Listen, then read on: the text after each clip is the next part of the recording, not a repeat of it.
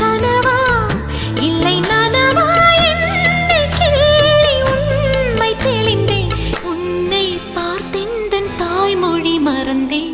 கண்ணாளனே எனது கண்ணை நேற்றோடு காணவில்லை. என் கண்களை பறித்துக் கொண்டும் ஏன் இன்னும் பேசவில்லை. ஆளான ஒரு செய்தி அறியாமலே அலைபாயும் சிறு